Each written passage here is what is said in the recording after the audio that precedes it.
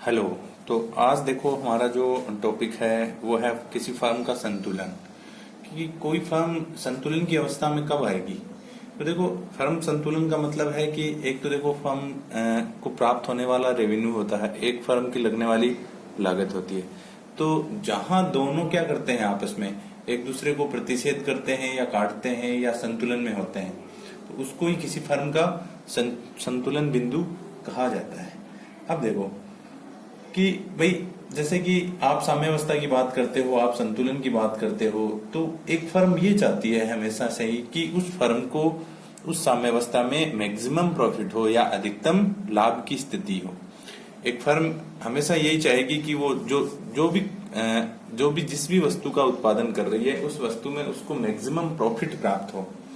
तो देखो हमारे यहाँ जो फर्म की संतुलन है उसके दो प्रचलन में दो विधियां हैं अर्थशास्त्र में, जिस प्रकार से अपन बात करते हैं। एक तो है कुल आगम और कुल लागत विधि, और दूसरी है सीमांत आगम और सीमांत लागत विधि। तो अपने सिलेबस के हिसाब से अपन बात करते हैं पहले फर्म का संतुलन कुल आगम और कुल लागत विधि से। पहली जो अपनी विधि है वो है कुल आगम व कुल लागत विधि,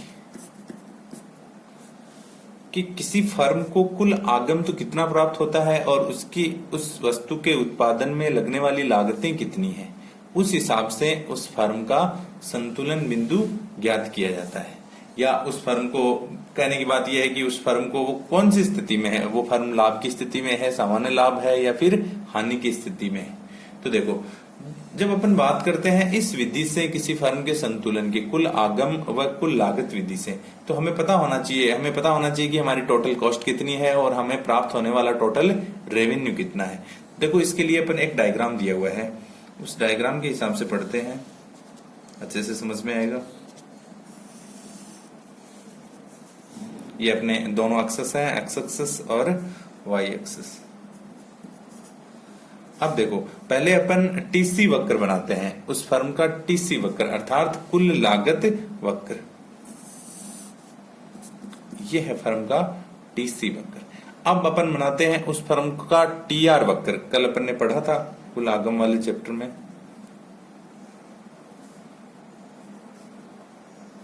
किसी फर्म का टीआर वक्र बनाते हैं अपन, ये है उसका टोटल रेवेन्यू कर्व। अब देखो इस डायग्राम में ये दोनों स्थितियां अपन पहले पढ़ चुके हैं। लागत की अवधारणा थी उसमें अपन टीसी के बारे में पढ़ चुके हैं, और आगम की जो अवधारणा थी पिछला जो वीडियो था उसमें अपन टीआर के बारे में पढ़ चुके हैं। तो इन दोनों स्थितियों का अब देखो अपन को कराना क्या है, इन दोनों को एक जगह करना है। एक जगह करने से उस फर्म की लगने वाली लागतें और उस फर्म को प्राप्त होने वाले रेवेन्यू के आधार पर हम ये बता सकते हैं कि उस फर्म को कौन सी स्थिति में वो रहे कि उसको मैक्सिमम प्रॉफिट हो। अब देखो यहां बात की जाए तो यहां दो तीन स्थितियां बन रही हैं। पहली स्थिति तो है ये, मान लेते हैं कोई भी पॉइंट है, जैसे के पॉइंट है। दूसरी स्थिति है ये, जहां आपका जो टीआर वक्र है वो मैक्सिमम है। और तीसरी स्थिति है ये, यहां कोई क्यू पॉइंट है, यहां मान लेते हैं कोई एम पॉइंट है। अब देखो ये कुछ स्थितियां बनी है हमारे। पहली स्थिति है के वाली, जहां पे मान लेते हैं यहां के एल पॉइंट दे देते हैं, यहां नाम यहां दे देते हैं एफ पॉइंट, यहां दे देते हैं ई पॉइंट, यहां दे देते हैं एन पॉइंट।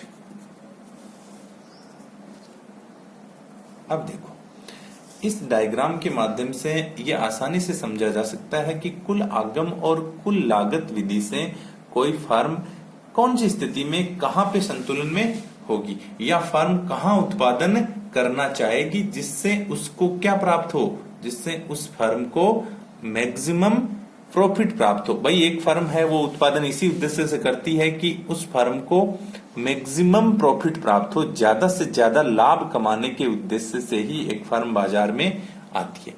अब देखो यहां ये जो डायग्राम दिया है इसमें कुछ स्थितियां दी हुई है, उन स्थितियों के आधार पर देखो उन स्थितियों के आधार पर अगर अपन बात करना चाहें, जो पहला जो पॉइंट है इसमें कुछ स्थितियां दी हुई हैं। तो देखो ये आपका टीसी वक्र दिया हुआ है, टोटल कॉस्ट वक्र, यहां मैं पॉइंट दे देता हूं सी नाम। तो सी पॉइंट से स्टार्ट होकर ये यहां तक आपका टीसी कर्व है। अब इसके बाद में टीआर कर्व आपका, देखो TC curve, total cost curve यहां से क्यों स्टार्ट हो रहा है, इसकी चर्चा अपन पहले कर चुके हैं, इसके बारे में आपको बता दिया गया है कि आपकी जो लागतें हैं भाई, टीसी एक बार फिर से बता देता हूं, मैं रिवाइज कर देता हूं। टीसी बराबर क्या होता है, बराबर होता है टीएफसी प्लस टीवीसी। ये अपन पहले पढ़ चुके हैं, जो लागत की अवधारणा वाला चैप्टर था उसमें अच्छे से अपन पढ़ चुके हैं ये सारी बातें।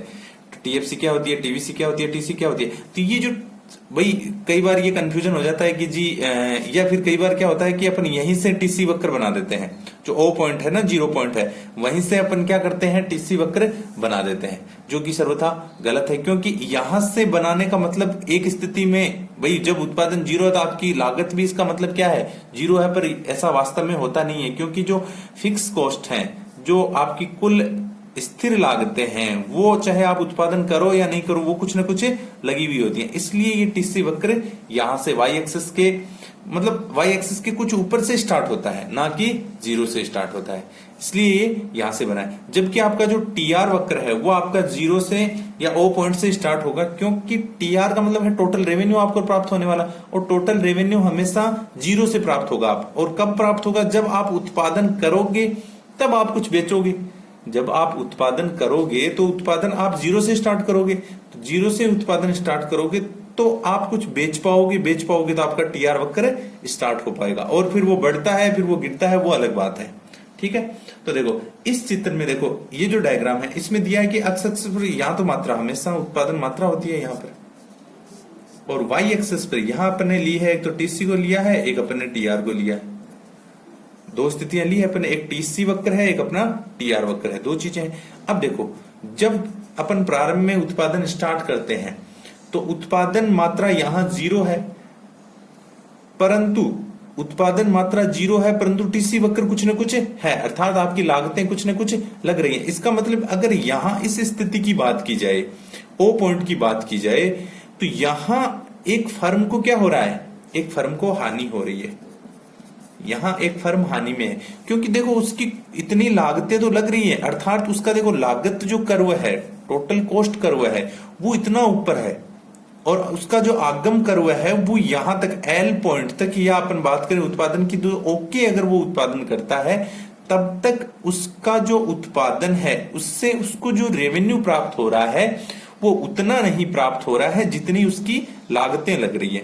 तो ये जो स्थिति है, ये ओके पॉइंट तक वाली, ये पीछे वाला भाग, ये सारी की सारी हानि को दर्शाती है। क्योंकि देखो ये जो भाग है इसमें आगम तो है, आगम वक्र तो नीचे रह गया और लागत वक्र इसके ऊपर है। इसका मतलब लागतें तो ज्यादा लग रही हैं और प्राप्त होने वाला आगम है वो कम मिल रहा है, इसलिए एक फर्म यहां तक एल पॉइंट तक हानि की स्थिति में रहेगी।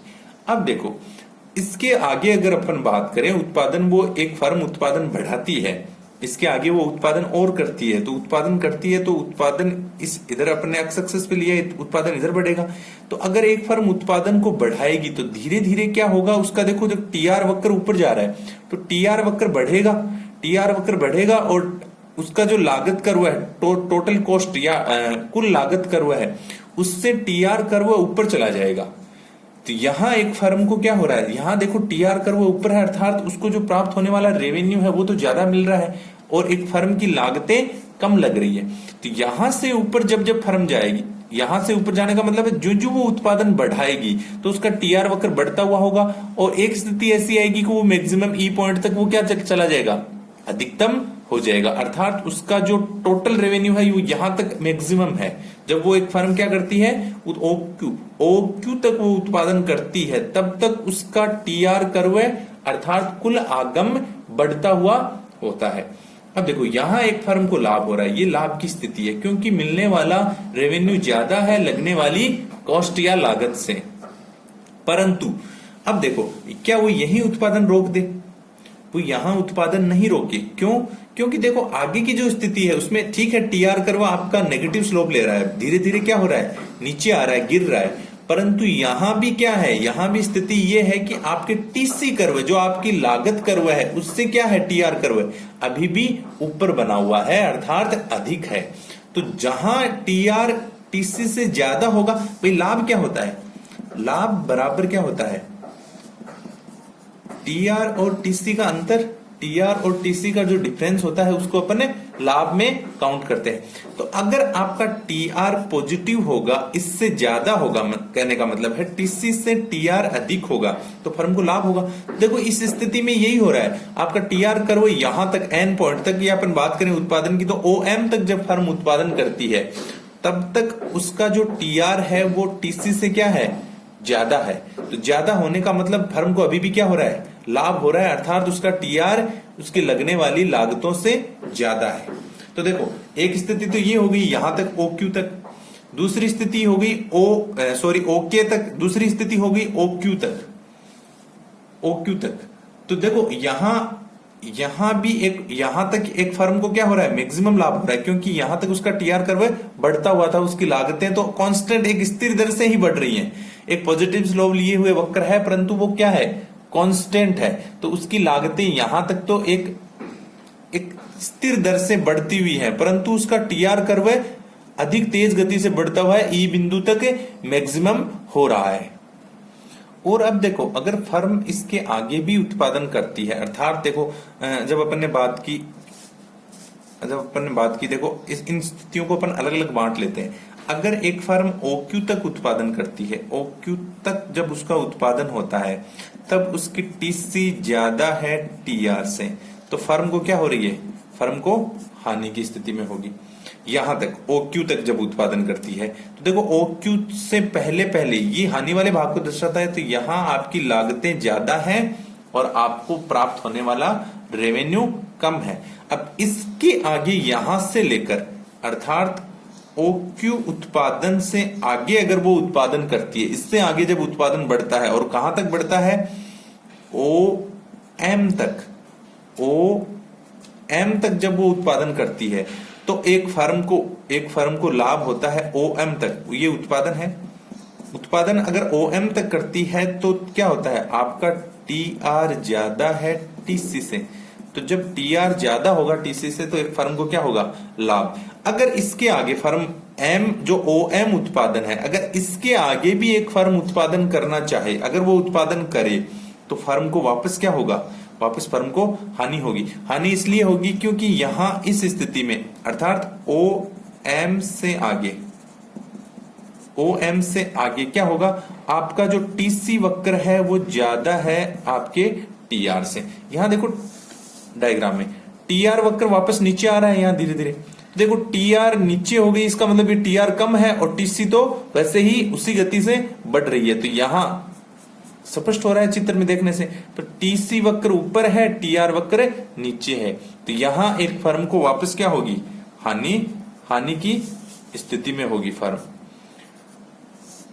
और देखो एक और महत्वपूर्ण जो क्वेश्चन है इसमें ये है कि ये जो पॉइंट है, एन पॉइंट है, इसको कहा जाता है ब्रेक इवन पॉइंट, अर्थात एक फर्म उस स्थिति तक उत्पादन करेगी जब तक क्या हो जाए, वापस उसकी TC और TR क्या हो जाए, बराबर नहीं हो जाए। यहीं तक एक फर्म क्या कर सकती है, उत्पादन की प्रक्रिया में या बाजार में रह सकती है। इसके बाद में फर्म क्या करेगी, बाजार को छोड़ देगी, क्योंकि वो अधिक समय तक हानि उठा नहीं पाएगी। हानि नहीं उठा पाएगी तो उसको बाजार को क्या करना पड़ेगा, छोड़ना पड़ेगा। तो इस प्रकार ये आपकी फर्म के संतुलन की एक जो प्रमुख विधि है, जिसको अपन कुल आगम और कुल लागत विधि कहते हैं, ये एग्जाम की दृष्टि से बहुत इंपॉर्टेंट क्वेश्चन बनता है इसमें से। तो कुल आगम और कुल लागत विधि से किस प्रकार एक फर्म लाभ कमाती है या हानि की स्थिति में होती है, अर्थात किस प्रकार की भांति भांति की स्थितियां उसके सामने प्रकट होती है और एक फर्म को उत्पादन कहां तक करना चाहिए। अगर अपन डायग्राम इसमें बना के देखें, एक डायग्राम जोड़ के देखें टोटल प्रोडक्शन का, तो टोटल प्रोडक्शन का जो डायग्राम होगा वो ऐसे आएगा। ये है आपका TP कर्व, टोटल प्रोडक्शन। देखो टोटल प्रोडक्शन देखो धीरे धीरे बढ़ रहा है, यहां तक बढ़ा तो प्रोडक्शन के हिसाब से ही क्या होती है, प्रोडक्शन के हिसाब से ही आपको प्राप्त होने वाला रेवेन्यू होता है। अब देखो यहां इस पॉइंट के बाद में आपका प्रोडक्शन माइनस में आ रहा है, ये इधर माइनस को इंडिकेट करता है। माइनस का मतलब आपको इधर और प्रोडक्शन उत्पादन नहीं करना चाहिए और फर्म की लाभ की स्थितियां बन रही है। ये जो स्थिति है उसमें फर्म को मैक्सिमम लाभ हो रहा है। अर्थात जब एक फर्म ओक्यू उत्पादन करती है तो ओक्यू उत्पादन की स्थिति में देखो ये जो डिफरेंस है, भाई लाभ क्या होता है, थोड़ी देर पहले अपन ने चर्चा की थी, लाभ होता है टीआर और टीसी का डिफरेंस। तो यहां जो डिफरेंस है अर्थात ये जो उत्पादन की स्थिति है, ओक्यू जो उत्पादन की स्थिति है, यहां डिफरेंस मैक्सिमम है।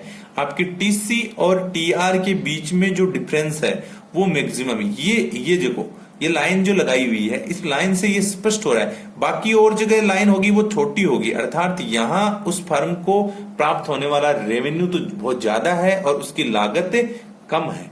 तो ये जो स्थिति होगी ये सबसे आदर्श स्थिति है।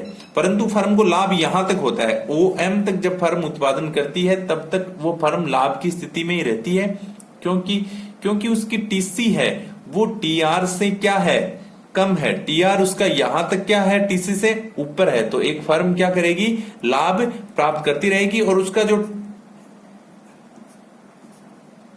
जो टीआर है वो बढ़ता हुआ, यहां तक बढ़ता हुआ मतलब जुड़ता, उसमें कुछ ना कुछ क्या होती है, वृद्धि होती हुई होती है। तो वृद्धि हुई होती है तो वो प्लस में यहां तक रहता है। फिर क्या होता है, उसकी लागतें तो अधिक हो जाती हैं और उसको प्राप्त होने वाला रेवेन्यू धीरे धीरे कम होने लगता है। तो फर्म यहां वापस किसकी स्थिति में पहुंच जाती है, जो पूर्व स्थिति थी। ध्यान से देखना, इस डायग्राम में दो स्थितियां एक जैसी बन रही है। यहां भी एक फर्म को हानि की स्थिति थी, भाई प्रारंभ में भी एक फर्म वैसे ही स्थिति में थी जैसे कि अब फर्म लास्ट में है। तो ये जो बीच की स्थिति है इसमें एक फर्म को क्या हो रहा है, अधिक लाभ हो रहा है। तो फर्म को उत्पादन इन्हीं दो स्थितियों के मध्य में कहीं ना कहीं करना चाहिए, या फिर कहें तो ओएम तक एक फर्म क्या कर सकती है, उत्पादन कर सकती है। That's it.